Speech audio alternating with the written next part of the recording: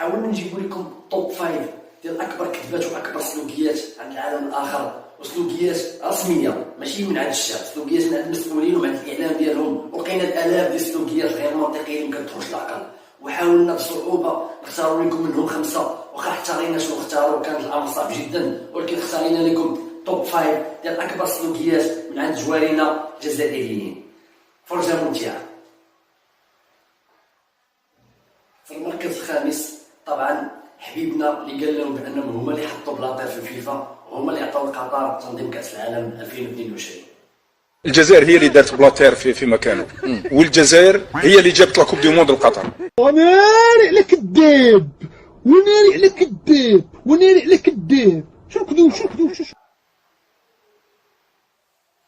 وفي المركز الرابع المحلل والاستاذ الاستراتيجي الخطير اللي كان قال لهم شحال هادي نعطيو الروسيا البطاطا وعطيونا الاسلحه. اكبر سلوكيه ايام الاحتلال الفرنسي قال لهم طاحت لي قنبله حدا راسو وطلقت الحياه. هاد السلوكيه واخا حاره حطيناها في المركز الرابع. الدوار يقولوا لولاد علي ضربتنا الطيارات حتى لتخطر والمدفع خطر وتفلقوا لي بومب حدا راسو وما ماتش. واو. ندوزو للمركز الثالث الاخوان. في المركز الثالث معنا الكذاب الخطير اللي قال لهم بان الجزائريين اللي علموا فرنسا الرياضيات. صمتوا سمعوا بودنيكم، ما تقولوش هذا راه كيخوط علينا راه كيكذب. سمعوا بودنيكم. من علم الفرنسيين الرياضيات؟ انتوما. من علم؟ نحن الذين علمناهم الرياضيات.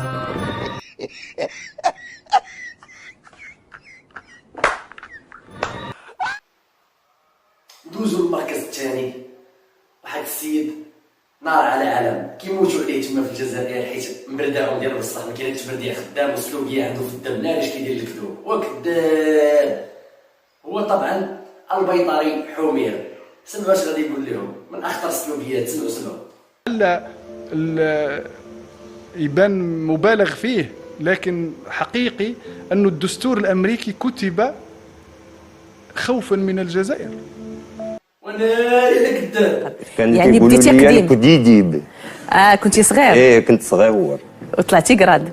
دابا بيان سور دابا لامينت الكذابه، دابا تيعيطوا عليا سيد الكذاب. ياك سيدي. ايوا. والان توب 1 المركز الاول اللي فاز معنا بالمركز الاول راه معروف وحبيبكم وكتحبوه وكيضحكنا مزيان وعزيز علينا صراحه الله، فكاهي من النوع الرفيع واخطر كذاب. هو اللي فاز معنا بالجائزه. اش كيدير الكذوب؟ ما كاينش شي اسبوع كيدوز ما كيطلقش فيه شي 3 ولا 4 الكذبات، وهاد الكذبه اللي طلق راه كذبه خطيره. داكشي اللي صنفناها في المركز الاول. وطبعا هو حبيبنا عمي تبور هو اللي فاز معنا بالرتبه الاولى. الله يبارك فيك. مزيان على السلوكيه غادي يطلق. سمعوا. اليوم اصبح اقتصاد الجزائر هو الاقتصاد الثالث في العالم.